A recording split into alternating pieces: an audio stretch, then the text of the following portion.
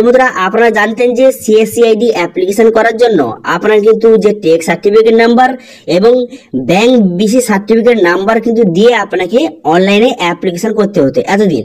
কিন্তু বর্তমানে সবার জন্য দুর্দান্ত খুশির খবর, এখন কিন্তু বর্তমানে ব্যাংক বিসি সার্টিফিকেট অর্থাৎ যে আইআইবিএফ সার্টিফিকেট নাম্বার ছাড়াও আপনি অ্যাপ্লিকেশন করতে পারবেন সিএসসি আইডির জন্য।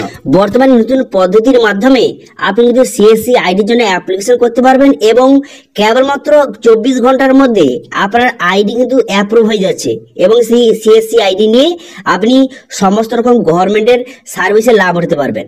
তো সেই জন্য আজকের ভিডিওতে আপনারা দেখাবো যে বর্তমানে নতুন পদ্ধতিতে কিভাবে আপনি সিএসসি আইডির জন্য অ্যাপ্লিকেশন করবেন এবং কিভাবে আপনার আইডিটা 24 ঘন্টার মধ্যে অ্যাপ্রুভ হবে, সমস্ত রিজেক্ট পয়েন্ট আপনাদের বলবো এবং অনলাইনে পদ্ধতি দেখাবো।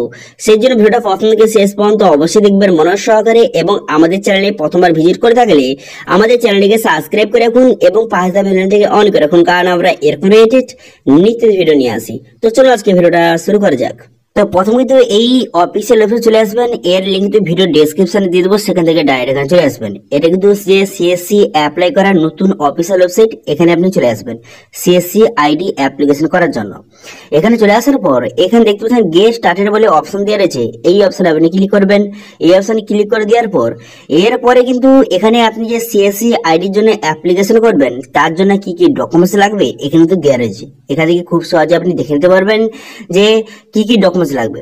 এখানে লেখা রয়েছে দেখতে পাচ্ছেন, এখানে আপনার ভোটার কার্ড লাগবে, এখানে আপনার প্যান কার্ড লাগবে, আধার কার্ড লাগবে, আপনার ফটো লাগবে, এছাড়া কিন্তু আপনার যে পুলিশ ভেরিফিকেশন রিপোর্ট বা সার্টিফিকেট সেটা লাগবে। সেটা কিন্তু এখন রেজিস্ট্রেশনের সময় না দিলেও চলবে, পরবর্তীকালে দিলেও চলবে, কোনো রকম সমস্যা নেই। এছাড়াও কিন্তু আপনার যে আপনার হায়ার কোয়ালিফিকেশন সার্টিফিকেট সেটা লাগবে। এছাড়াও কিন্তু আপনার যে টেক্স সার্টিফিকেট লাগবে এবং ব্যাংক বিসি সার্টিফিকেট, এই সার্টিফিকেট কিন্তু যখন রেজিস্ট্রেশন করার সময় এটা না দিলে চলবে, পরবর্তীকালে যদি আপনি দিয়ে থাকেন তখন দিলেও চলবে, কিন্তু বর্তমানে রেজিস্ট্রেশনের সময় এটা কিন্তু বর্তমানে না দিলেও চলবে। এটা ছাড়াও অ্যাপ্লিকেশন হচ্ছে, তো কিভাবে করবেন সেটা একটু দেখে দিচ্ছি। এবার অ্যাপ্লিকেশন করার জন্য এখানে ঠিক চিহ্ন মারবেন, তারপরে গেট স্টার্টেড অপশনে ক্লিক করবেন। গেট স্টার্টেড অপশনে ক্লিক করার পর এখানে কিন্তু 6টি স্টেপ রয়েছে, এই 6টি স্টেপের মাধ্যমে আপনাকে সিএসসি আইডির জন্য অ্যাপ্লিকেশন করতে হবে। প্রথম স্টেপ দেখতে পাচ্ছেন যে সিএসসি যে অ্যাপ্লিক্যান্ট টাইপ এবং আপনার পার্সোনাল ডিটেইলস কিন্তু আপনাকে বসাতে হবে।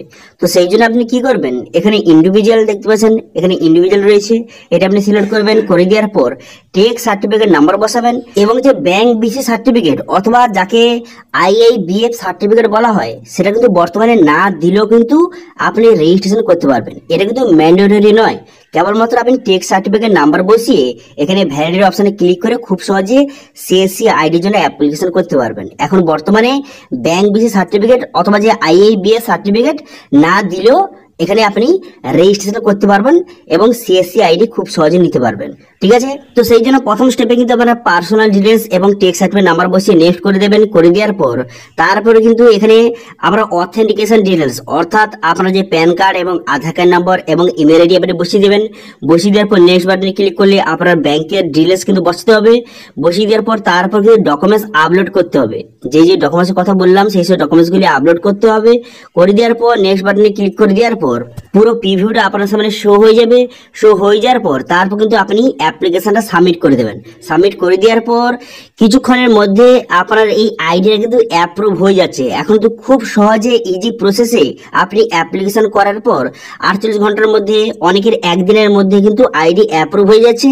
আইডি অ্যাপ্রুভ হয়ে যাওয়ার পর তারপর আইডি পাসওয়ার্ড আপনার ইমেল আইডিতে পাঠিয়ে দেওয়া হবে এবং সেটা দিয়ে আপনি লগ ইন করে আপনি কিন্তু সমস্ত রকম কাজ করতে পারবেন। তো বর্তমানে এইভাবে নতুন প্রসেসে আপনি সিএসসি আইডির জন্য খুব সহজে অ্যাপ্লিকেশন করে আপনি সিএসসি আইডিটা নিতে কিন্তু পারবেন এবং এর জন্য কোনো রকম ব্যাংক বিসি সার্টিফিকেট লাগবে না, ঠিক আছে। বর্তমানে নতুন আপডেট এসেছে, এখন তো ব্যাংক বিসি সার্টিফিকেট আপনার কিন্তু কোনো রকম প্রয়োজন নেই, সেটা ছাড়াও আপনি অ্যাপ্লিকেশন করতে পারবেন।